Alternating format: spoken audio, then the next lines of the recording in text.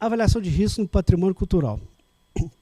Esse tema, ele é muito importante porque ele é totalmente, completamente, absurdamente multi- e interdisciplinar. Não tem jeito. Não tem jeito de trabalhar sozinho. O arquiteto trabalhar sozinho, o engenheiro de incêndios trabalhar sozinho, o urbanista trabalhar sozinho. Não tem jeito.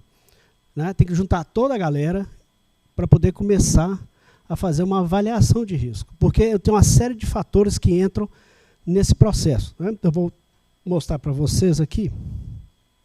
Então vamos lá. E por que eu resolvi, né, estudar isso? Quando eu comecei a estudar sobre engenharia de incêndio, eu comecei a perceber que a gente tem um problema sério aqui no Brasil, que é a quantidade de incêndios que o nosso patrimônio cultural está sendo vítima, entre aspas. Se a gente for perceber, até anos 2000, os incêndios aconteciam de forma bem esporádica, né, nas edificações do patrimônio cultural. Então isso aí é um acaso, é algum desastre, alguma coisa assim, mas não, né? Isso se manteve na primeira década do século XXI, mas se vocês forem olhar aí, começou a ter um pouco mais de incêndios, né? E aí a gente chega na segunda década do século XX. E aí a gente tem, em média, um incêndio por ano. Então não é mais acaso. Não é mais algo que, sei lá, foi alguém que esqueceu ou não. Está acontecendo alguma coisa muito séria no país e que a gente está perdendo o nosso patrimônio para o fogo. E tentar correr atrás disso é muito complicado, porque agora a gente está numa situação muito complicada. Por quê? Nos 3 primeiros anos dessa década, nós já tivemos todos esses incêndios no patrimônio cultural. Ou seja, a coisa só está piorando. Né? Então eu resolvi decidir estudar isso, e eu percebi que, diferente de algumas áreas da engenharia de incêndios, essa área a gente tem que evitar o máximo possível o princípio do incêndio. Porque se houver um incêndio aqui, nessa edificação, e não morrer ninguém, há um prejuízo financeiro, mas é um prejuízo financeiro. Agora imagine se a gente está aqui numa edificação do século XVIII, pega fogo, eu perdi tudo aquilo que a edificação representa. Eu perco a identidade da população, o que as pessoas daquele grupo social pensavam em relação a essa edificação, como eles se apropriavam dessa edificação. Perdeu, acabou. Não, mas aí tem jeito de fazer, tá, vai fazer, é outro prédio, né? Mas aquele que foi feito por aquelas pessoas, às vezes até escravos, né? Toda aquela história, ela se perde definitivamente. Ainda mais se eu tenho um acervo. Esse acervo também se perde. É o famoso caso do Museu Nacional. Foram milhões de itens que foram perdidos e não tem como repor, não há como. Não só a edificação em si, mas como o próprio acervo. Né? Tinha lá a amostra do inseto na antiga mata, do não sei aonde, do século XIX. Aquilo ali, talvez nem exista mais o inseto. Quando a gente estuda em engenharia de incêndio, a gente tem esses itens aí. Né? Desculpa, não, esse é o próximo. Nesse daí, quais são as preocupações que a gente tem em preservação do patrimônio? Então eu falei aqui de uma forma geral, né? Que é o quê? O registro importante de um tempo passado. É uma referência à identidade e memória da sociedade e é um valor inestimável para uma comunidade, pode ser uma comunidade local, pode ser da cidade como um todo, estado, país e até mundial. E na prevenção e combate ao incêndio, existem esses 4 itens aí que são falados em quase todas as aulas a respeito de incêndio, que é a garantia da segurança das pessoas, a prevenção da conflagração e propagação do incêndio, a proteção do seu conteúdo e estrutura, né, e minimização dos danos do incêndio. Só que quando a gente trabalha com patrimônio, entra mais um item aí. Porque a proteção do conteúdo e da estrutura não é por uma perda financeira, um prejuízo financeiro. É um prejuízo do acervo, aquilo que se perde, a história que se perde, os saberes, até a noção de pertencimento. Então, imagina alguém andando numa cidade, né? Olha, eu morei nessa cidade aqui, tem essa igrejinha, eu viro aqui à direita, depois viro à esquerda, naquela padaria lá, que era uma edificação do século XIX e tal, e tem um incêndio, a pessoa perde, inclusive, referencial. A referencial da infância dele, referencial dos pais, dos avós, às vezes até de gerações, né? Então, por isso que a gente tem que tomar muito cuidado em preservar o patrimônio contra incêndios, ou pelo menos, né, a gente verificar quais são os riscos que o patrimônio tem de se iniciar um incêndio. Isso aqui é com relação ao patrimônio, eu vou passar aqui rapidinho. As edificações de patrimônio, vamos colocar a realidade de Minas Gerais, que é a realidade que realmente muitos outros estados também têm, mas a primeira, a gente tem algumas características que fazem com que uma edificação tombada pelo patrimônio, acautelada, na verdade, ela é mais suscetível a um princípio de incêndio ou até de um asseveramento de um incêndio. Então, o primeiro delas são as características construtivas. Não havia controle de materiais, como tem hoje. Desculpa aí, viu, gente? Mas não tem um controle de materiais como a gente tem hoje. Não existia a ciência dos materiais. Então, muitas dessas edificações, elas têm realmente alguns materiais que são muito suscetíveis a um princípio de incêndio. E se não são a um princípio de incêndio, eles podem asseverar o incêndio. Aqui é um exemplo, é um forro de madeira. Essa madeira é muito antiga, então ela realmente está mais suscetível a esse tipo de situação. Implantação dos centros históricos. Isso é muito importante, gente, porque nós tivemos até uma boa palestra sobre urbanismo, né? Então aquela tendência de começar a afastar as edificações e tal. Mas antes não tinha esse tipo de pensamento. As ruas eram praticamente feitas com casas geminadas, né? Elas surgiam, ou havia a rua e eles começavam a construir de forma geminada. Então imaginem aqui, se inicia um princípio de incêndio nessa edificação, a tendência dela passar para as outras edificações é muito grande. É muito fácil isso acontecer. Diferente de um urbanismo mais contemporâneo, que tem um afastamento de uma edificação para outra. Beijo, te amo. Beijo, vou fazer um segredo. Beijo. Em uma única edificação. Em alguns casos, até em um ambiente daquela edificação. Se eu trabalhar com isolamento e tal, eu consigo até conter em um ou dois ambientes de uma edificação. O que você ia falando? Nesse caso aqui não tem jeito. Começou, tem que rezar para, de alguma forma, isso não acontecer. Assim, tá bom, eu não outra deixo situação urbana são esses espaços aqui, nos miolos dos quarteirões. Esses espaços eram feitos para as residências à época, o pátio, o famoso pátio, o quintal, né? E agora eles estão sendo ocupados de forma irregular. Ou seja, aqui que havia um acero, entre aspas, ou seja, um espaço para conter esse incêndio, ele já não tem mais. Ou seja, o incêndio vai se propagando, inclusive no miolo desses quarteirões. Esse aqui é uma imagem de um miolo, né? Então vocês estão vendo que ele é completamente, foi completamente tomado, entre aspas, né? Aqui também, inclusive com instalação de gás, muitas vezes de forma irregular. Então é isso aí que aumenta o risco. Falta de manutenção adequada das edificações.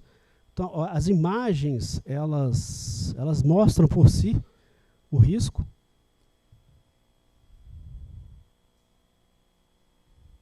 Mudança de ocupação, então essa aqui é uma edificação que depois se tornou comercial.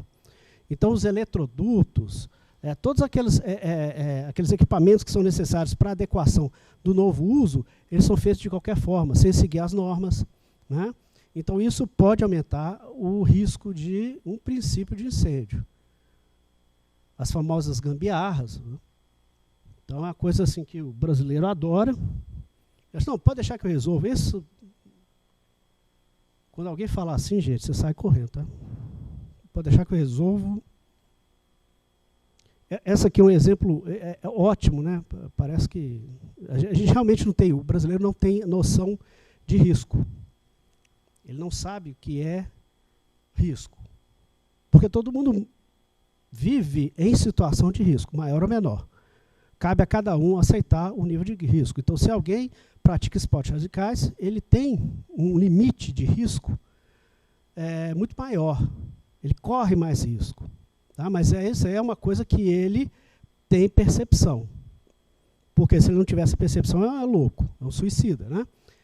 Então, a gente vive sob risco, mas tem algumas coisas que realmente é completamente fora de noção. Então, esse daqui é uma instalação elétrica, né, como vocês estão vendo, forro de madeira, deve ter ali uns 150 anos desse forro. A instalação elétrica é uma lâmpada fosforescente, tem um reator dessa lâmpada. Esse reator, se ele entrar em curto, ele pode chegar a temperaturas muito altas, 600, 700 graus. E, de certa forma, isso aconteceu. Não sei se dá para ver nessa imagem, mas essa parte está chamuscada. Ou seja, começou uma situação de risco de incêndio, e aí o que o cara fez? Ao invés de substituir o sistema de iluminação, ele só mudou de lugar. Aqui dá para ver. Ó. E ainda fez isso aqui, colocou fiação pregado direto no forro de madeira.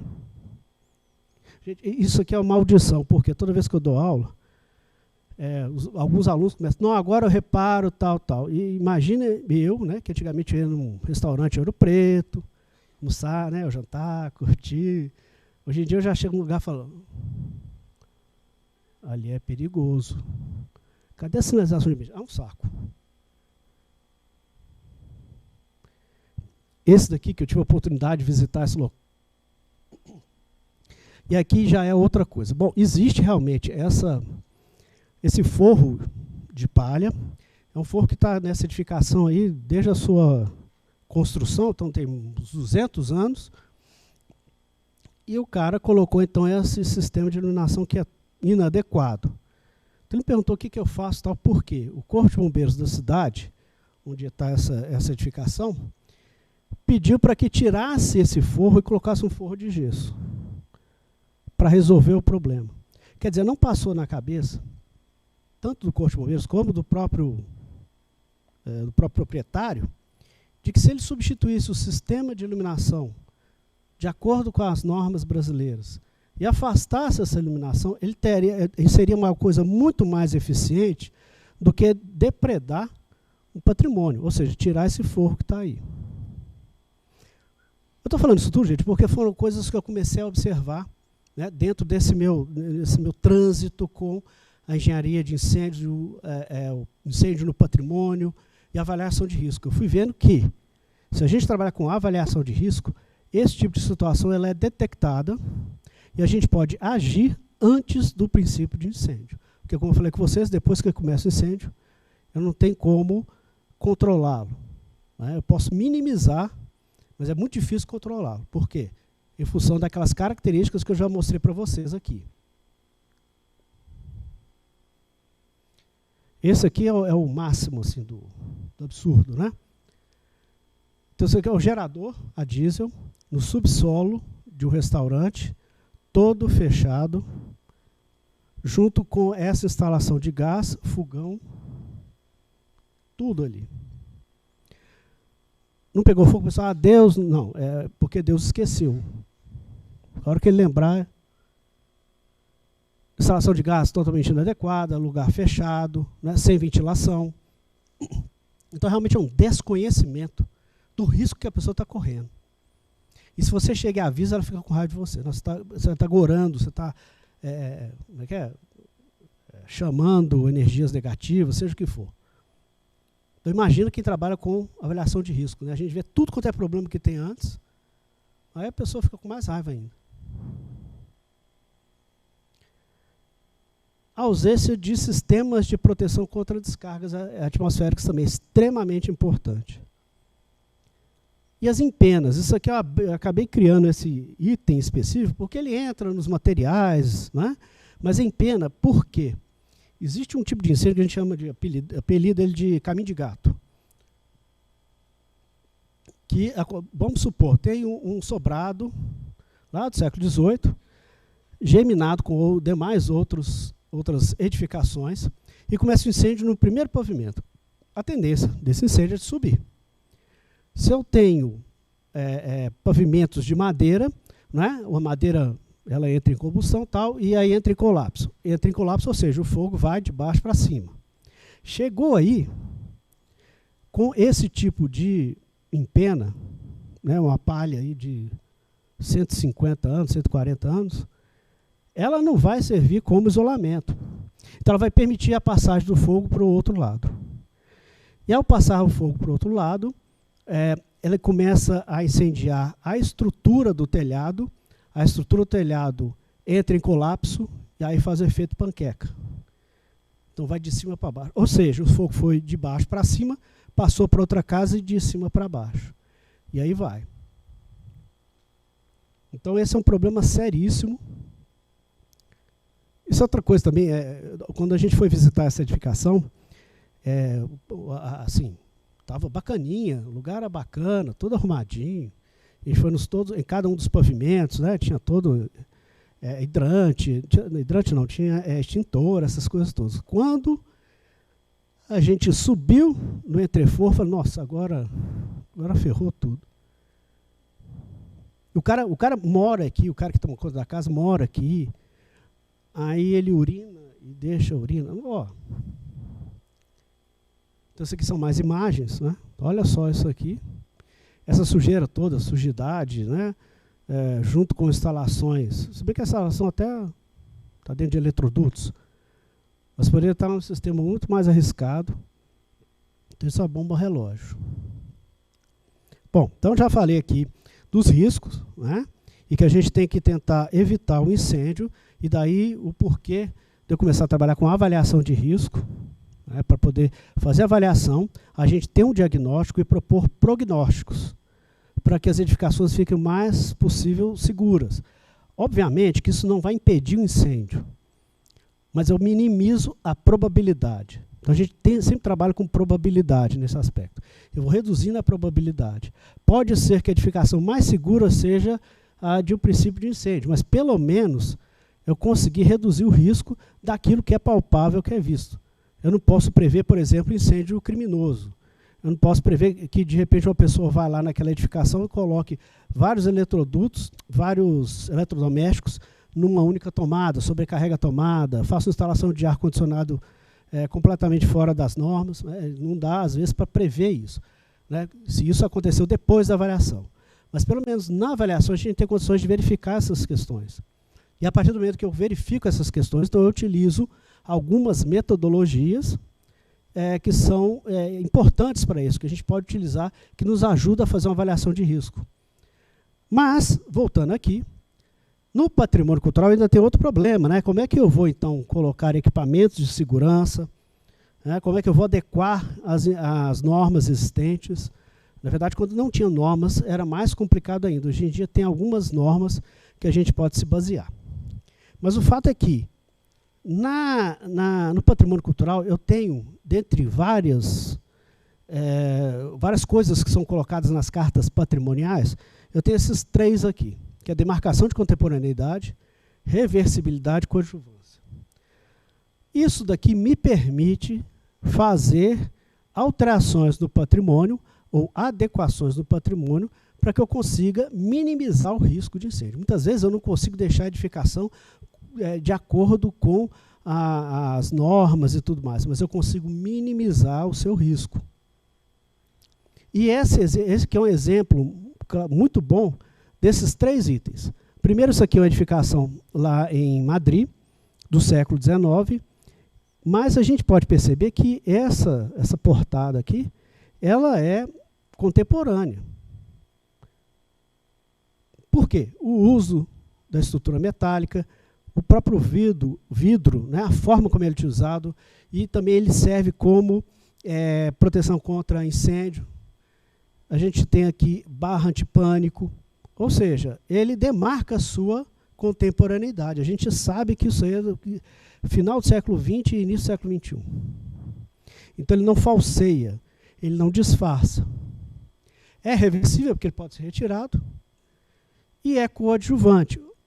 Tanto é que o olhar do técnico é que passa a perceber isso, porque ele começa a fazer parte de toda a edificação. A gente mal percebe que há uma intervenção como essa.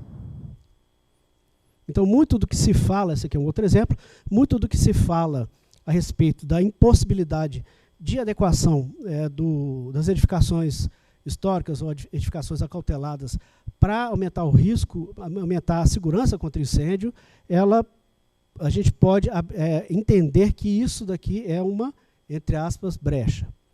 Aqui é a mesma coisa, mas aqui é mais uma questão de acessibilidade. Vocês podem perceber que a rampa ela é até mais discreta e chama menos atenção do que o cartaz. E a gente entende que isso aqui é contemporâneo. É muito claro isso.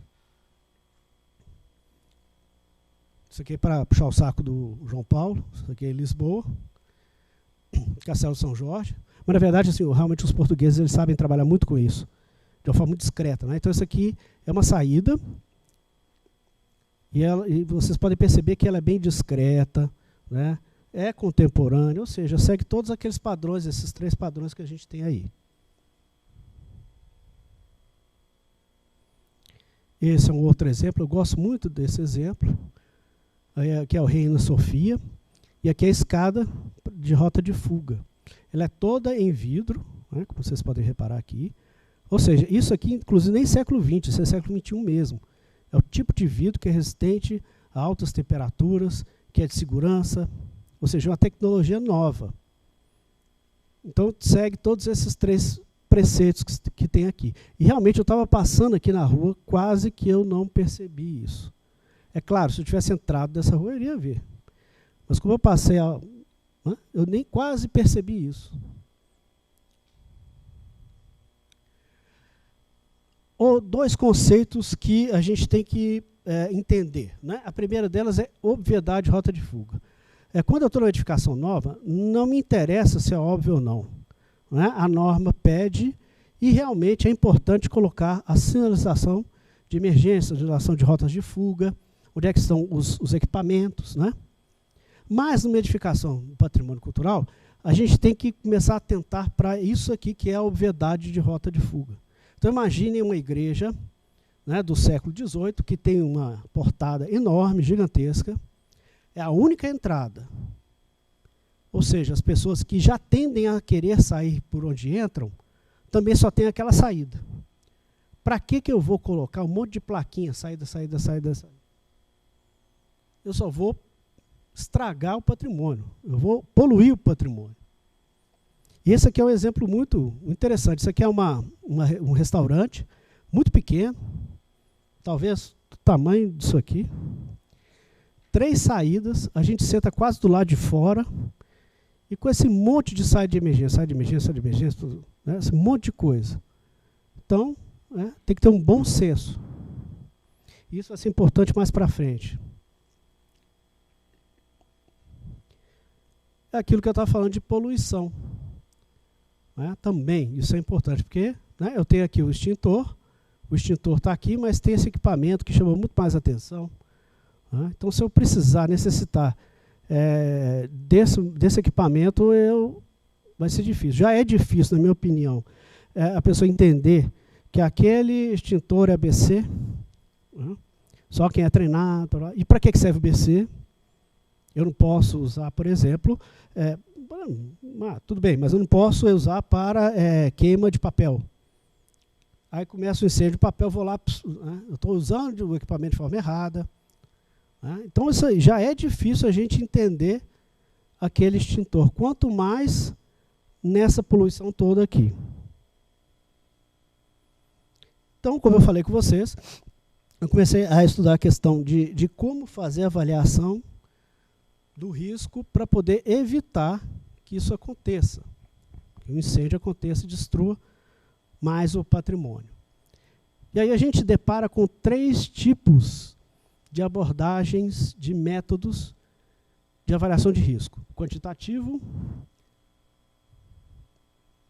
eles tendem a ser mais eficientes e, consequentemente, os mais caros, então eles são onerosos, eles precisam de uma equipe ou de profissionais já formados, que utilizam, às vezes, softwares, né? Então ele é mais oneroso mesmo. Os qualitativos, eles são mais baratos, mais em conta, só que eles não aprofundam tanto a questão da avaliação. E os semi-quantitativos, que é uma mistura dos dois, que é o que mais se tem metodologia de avaliação de risco.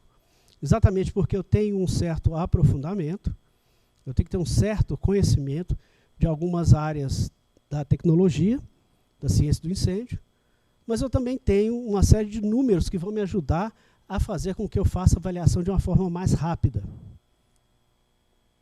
Então, esses aqui são alguns deles. O Gretner, o mais antigo. Depois nós temos esses demais. Aqui no Brasil, que eu conheça, por enquanto, o único que está sendo utilizado é esse, método de análise global, desenvolvido pelo professor da UFOP. Esses são portugueses. E esse aqui que está sendo desenvolvido por uma orientanda minha do programa de pós-graduação em ambiente construído e patrimônio sustentável. Além disso, tem também o da Bernadette, que era aluna do doutorado na Universidade de Coimbra. Ela está desenvolvendo um, só a diferença desse para o dela é que esse daqui, que é da Érica, ele é para conjuntos urbanos. Então tem que ser uma avaliação mais rápida, mais ligeira. Senão, imagina eu ter que levantar todas as edificações do Centro Histórico de Ouro Preto. Vai demorar anos. Essa daqui, desculpa, e a da Bernadette são avaliações de edificações em separado, né? Então é uma avaliação mais profunda, mais complexa. Análise global, que tem como base o método Gretner. Aliás, a maioria deles tem como base o método Gretner, onde o professor Claret ele pegou o Gretner e transformou numa metodologia tabular, ou seja, com base em tabelas. Isso facilita, principalmente para a gente aqui no Brasil, está começando a ter um desenvolvimento da ciência e da engenharia do incêndio maior e melhor. Portanto, ele conseguiu, de alguma forma, deixar mais fácil o acesso a esse tipo de metodologia. A primeira vez que ele publica isso é no caderno 5, Projeto Monumenta, e que depois foi adequado, adaptado para a instrução técnica do Corpo de Bombeiros daqui de Minas Gerais, que é a IT 35. Basicamente, eu tenho no numerador a segurança contra incêndio, índices de segurança, e no denominador, risco, índices de risco. Essa equação, se for maior ou igual a 1, situação favorável, menor do que 1, desfavorável. E eu não vou falar todos aqui, tá, gente? Calma, não se preocupe, não vou ficar um por um. Mas aqui são esses diversos fatores que tem, e todos eles são tabulados. Isso significa que facilita para quem não tem ainda muito know-how para trabalhar com avaliação de risco. Como eu falei, foi utilizado na IT 35. Mas aí nós percebemos, principalmente, a questão da obviedade de rota de fuga. A gente percebeu que, até por falta de formação, muitos profissionais, para poder conseguir obter um nível de segurança satisfatório, eles começavam a colocar qualquer coisa. Então, por exemplo, sinalização, ganhava alguns pontos, então enchia de sinalização. Então ficou uma coisa meio absurda. Por isso, a UFMG, junto com o IFAM, o Corpo de Bombeiros e representantes de escritórios de projeto de prevenção e combate a incêndio, a gente decidiu trabalhar na IT 35 para fazê-la de uma forma um pouco mista, onde a gente teria as definições, até mesmo porque a maioria dos escritórios são projetos de pessoas que não têm uma formação no patrimônio, ou formação em patrimônio cultural. Então, coisas como cartas patrimoniais, acervo, rota de retirada de acervo, essas coisas todas nós implementamos, né? E aí ela ficou, então, esse meio termo. Para que eu consiga colocar de acordo com a IT, eu tenho que seguir essas considerações e os procedimentos. Desculpa, as considerações. Se de todo eu não consigo obter, não consigo atender a essas considerações, aí sim eu vou para procedimentos. Ou seja, eu utilizo o método global para poder ver se ele está seguro ou não, já que eu não atingi de acordo com a instrução. E a IT 35 acabou se tornando, essa nova edição, a segunda edição, ela acabou se tornando a base para a portaria 366 do IFAM. Então, hoje em dia, a gente tem, né? Antes não tinha praticamente norma nenhuma, ou nenhuma norma. Então, hoje em dia, a gente tem tanto a instrução técnica do Corpo de Bombeiros daqui, São Paulo também tem, mas eu acho que aqui é mais completa, Rio de Janeiro também tem, e o IFAM também. Então, a gente consegue, só que o IFAM, o que acontece? Eles usam como base as NBRs, e não as instruções técnicas, né? Porque é nível nacional. Então, aqui só passar. Essa portaria, inclusive, ela fala, primeiro, serão obrigatórias a elaboração de e aprovação de projetos de prevenção de incêndio, porque havia uma briga entre o IFAM e os corpos de bombeiros no país, porque o pessoal do Corpo de Bombeiros propunha alguma intervenção de segurança, e vinha o IFAM, não, você está detonando o patrimônio. E ficava nesse impasse. A partir dessa portaria, não há mais impasse.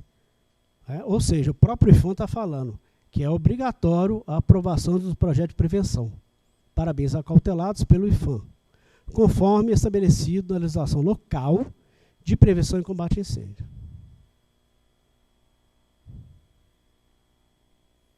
Aqui são só algumas imagens das normas. Aqui eu vou citar um exemplo de... aliás, não é um exemplo, mas na verdade é uma pesquisa onde eu consegui um auxílio da FAPEMIG, de avaliação de risco do Centro Histórico de Ouro Preto. Esse aqui é o Centro Histórico de Ouro Preto, né? Primeiramente, nós avaliamos só esse pequeno quarteirão, isso aqui antes de conseguir o auxílio da FAPEMIG, né? Eu precisava de alguma coisa para mostrar para a FAPEMIG ou qualquer outra, que olha o potencial dessa pesquisa, e olha o risco que a gente está correndo. Nesse caso aqui, a gente utilizou 4 metodologias de avaliação de risco. Normalmente se utiliza uma só. Mas por que eu quis utilizar 4? Porque cada metodologia tem uma série de fatores. E dessas metodologias, vocês vão ver aí, que 2 são de Portugal. Então, né, como é que eu ia... Eu tinha que ter mais parâmetros para analisar. Então foram essas, a Ebrafire, que é através de um mestrado de um aluno da Universidade da Beira Interior, ele desenvolveu esse, mas esse não é adequado para o Brasil, porque todo quarteirão é insuficiente em relação ao grau de segurança. O método Xixorro, que é um software, ele tem uma gradação muito interessante. Análise global, que é o que tem na IT 35. E o multicritérios, que é aquele que eu falei com vocês, está sendo desenvolvido por uma aluna do doutorado. Muitas vezes essas diferenças são grandes, mas é porque, como eu falei, são números, são dados, são parâmetros diferentes, né? Mas o importante é quando a gente sobrepõe esses parâmetros. Então, essa daqui já é um desenvolvimento maior. A aluna é uma aluna de graduação, ela juntamente com outras pessoas, voluntários, a gente levantou todo isso aqui, isso depois da FAPEMIG, então agradeço a FAPEMIG que viabilizou isso aqui, pelo menos. E aí nós utilizamos 3 métodos de avaliação de risco. e a gente sobrepôs esses 3 métodos de avaliação de risco. As edificações que não passavam em nenhuma das 3, esse vermelho. Laranja é que pelo menos uma ela conseguia obter um grau de segurança. Amarelo, 2.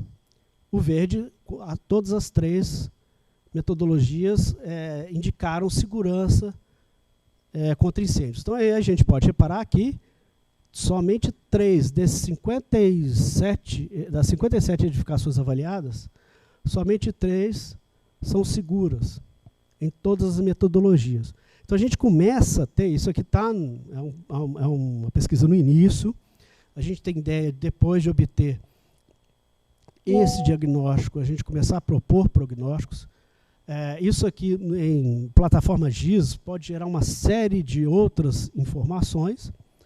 O fato é que a gente pode reparar, né, eu vou excluir aqui o amarelo, mas laranja e vermelho é a grande maioria. Então, nós temos um risco iminente muito grande de um princípio de incêndio em Ouro Preto. Essa daqui é no mapa, e essa aqui é a tabela com as 3 metodologias, né? A grande maioria está inseguro. Aqui eu vou passar rápido, isso aqui é a biblioteca, a biblioteca central. Nela tem um ambiente que onde fica o acervo artístico da UFMG. Então eles nos chamaram para poder pelo menos fazer alguma coisa para ter uma proteção maior. Isso aqui são alguns exemplos do acervo. Então nós aí desenvolvemos um projeto especificamente para o ambiente, que é esse daqui, porque na verdade, para poder aprovar no Código de Bombeiros, a gente teria que aprovar do campus inteiro, todas as edificações do campus. Não ia dar tempo. E eles estavam muito preocupados mesmo, porque esse acervo estava numa situação muito precária aqui. Então nós propusemos uma série, eu não vou ficar detalhando, depois se alguém quiser, eu falo isso de forma mais tranquila, mas a gente fez uma série de ações que não são exigidas na norma. Ou seja, a gente trabalhou com engenharia de incêndio mesmo, né? Com sistema de sprinkler com gás inerte, com vidro como isolamento entre ambientes, mas que também tivesse resistência a calor, né? Extintores com gás inerte, caríssimos, mas todo o projeto daria talvez umas 2 obras desse acervo, né? Algumas coisas eles conseguiram verba, outras não, mas eles conseguiram pelo menos fazer essa compartimentação, ou seja, se o incêndio começa em um ambiente, ele fica naquele ambiente. E aí dá tempo das pessoas tirarem o acervo. Aqui mais uma imagem. Aqui, quando eu estava colocando os painéis rosa, né, que são resistentes a fogo.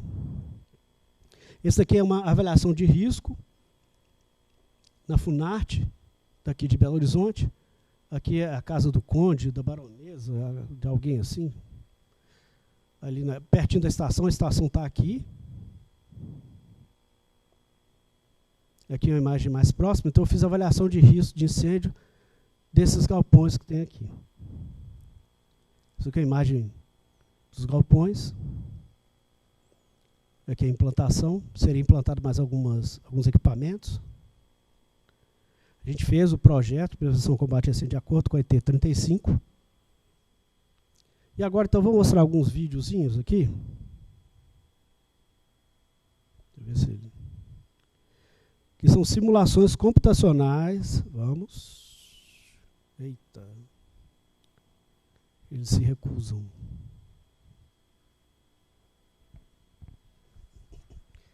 Vamos ver se...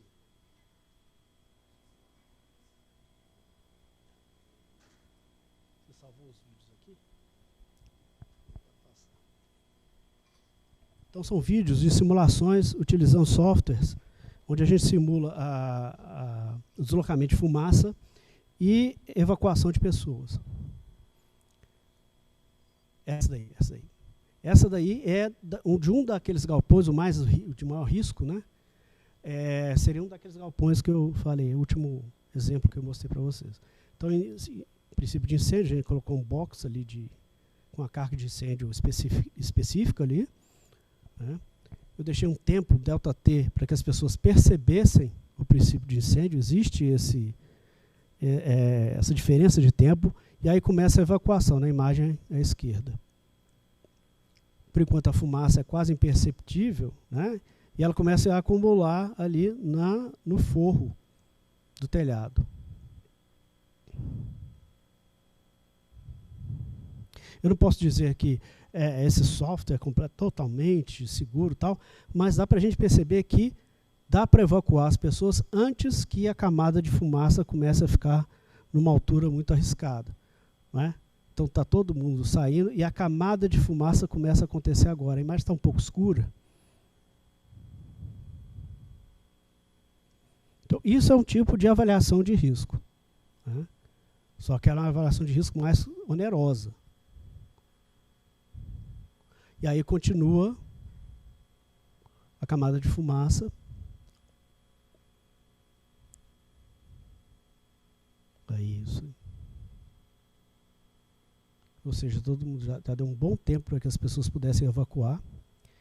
É interessante que o software de evacuação, você pode colocar personagens, né? Idoso, criança, cadeirante. É muito interessante isso. Agora sim que a fumaça está tomando conta do ambiente. E aí eu tenho mais uma ferramenta, além dos métodos de avaliação de risco, eu tenho mais uma ferramenta de análise de risco. Pode passar.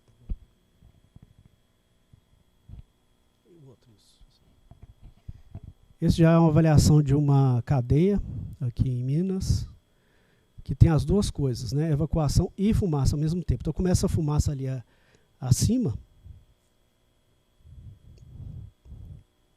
Então aí os guardas, eles demoram um certo tempo, porque eles não podem abrir para todo mundo sair de uma vez. Tem que abrir uma cela para depois abrir a outra, para depois abrir a outra. Então a imagem à esquerda já mostra que a camada de fumaça ela está, né? E a imagem à esquerda e acima é quando aquele ambiente já está todo tomado pela fumaça. Bom, gente, é isso. Eu espero que eu tenha contribuído aqui para o evento. Qualquer dúvida, qualquer questão, eu estou à disposição, meu e-mail está ali. Tá? Obrigado, gente.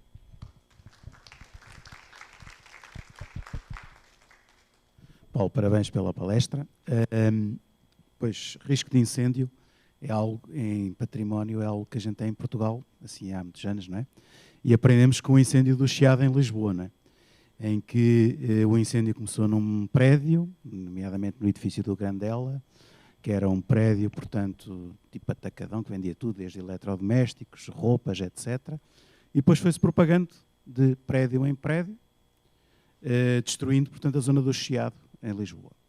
E isso custou muitos milhões de euros, muitas centenas de milhões de euros de recuperação. Custou perdas de emprego, porque há um aspecto que está para lá da segurança contra incêndios, é que as pessoas muitas vezes, à ocorrência do incêndio, as pessoas muitas vezes não morrem, mas perdem-se empregos. E por trás de cada pessoa que perde um emprego está uma família. Portanto, há todo um drama social que está para lá disso. E, portanto, no caso do incêndio do Chiado, houve lojas que, portanto, tiveram 10 anos, porque aquela área teve 10 anos, portanto, em recuperação. Outro aspecto interessante é que o incêndio se propagou fundamentalmente a partir das coberturas, não é? Também através das aberturas, porque as aberturas nestes edifícios antigos, que acontece também em Ouro Preto, são aberturas de grande altura, não é?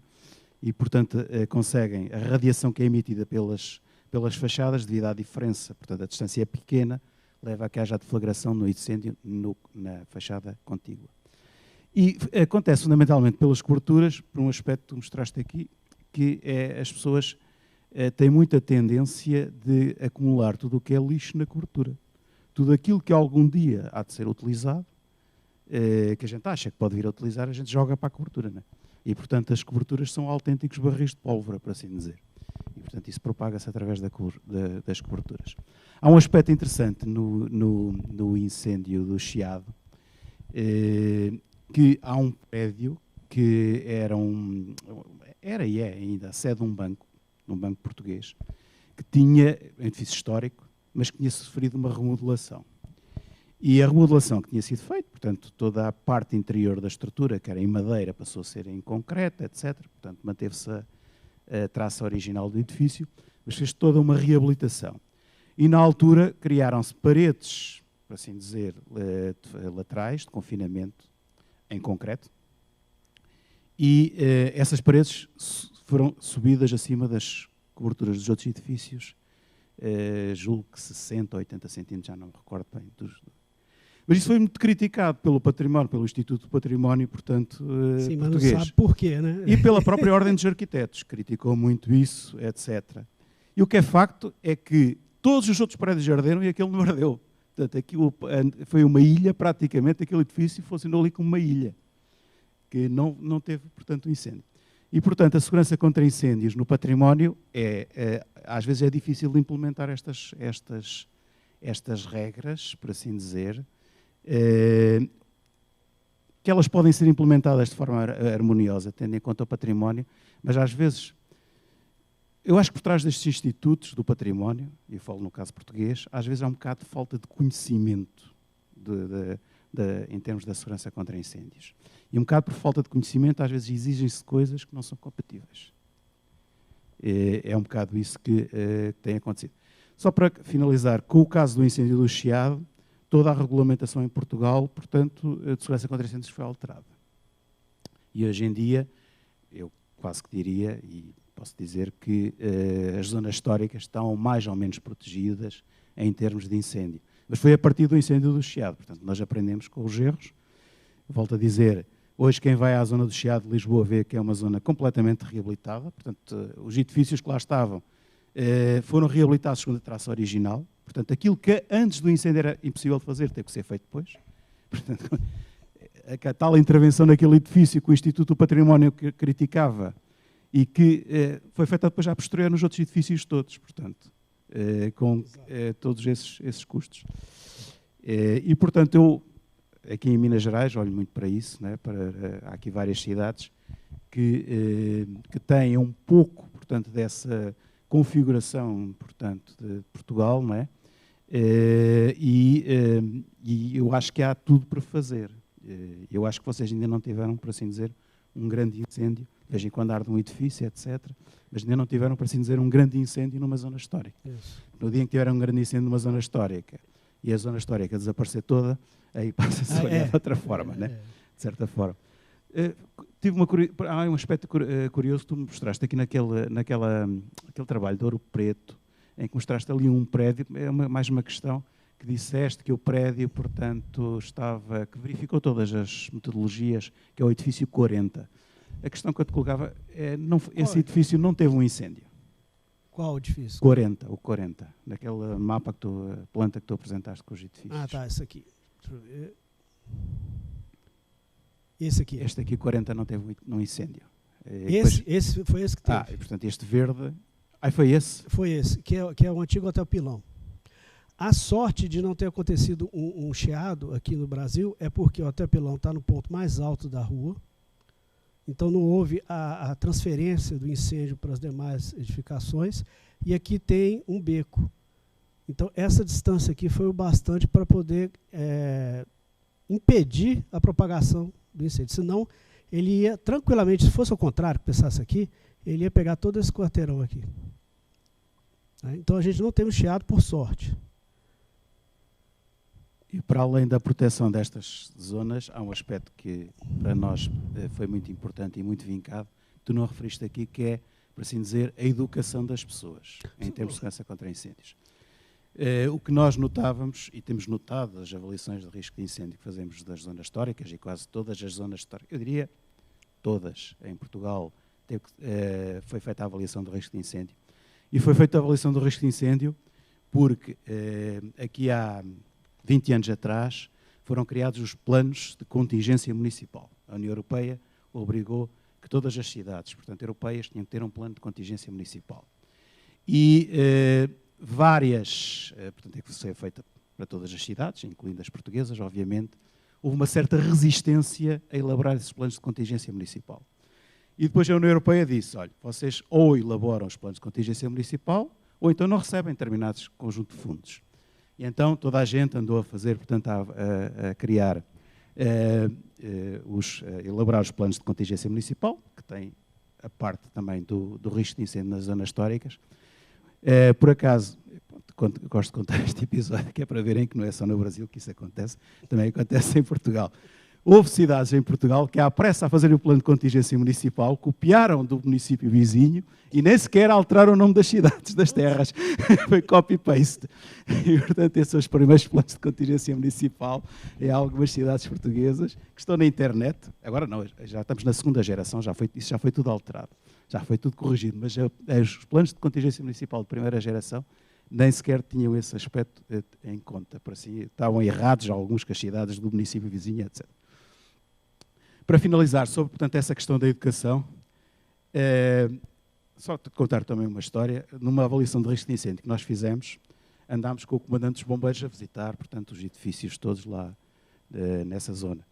E chegámos ao pé de uma casa que tinha uma garagem aberta e perguntámos de quem era aquele edifício. E dentro daquela garagem, em plena zona histórica, no centro de uma zona histórica, tinha desde tudo, latas de tinta, pneus, garrafas de gás, tudo.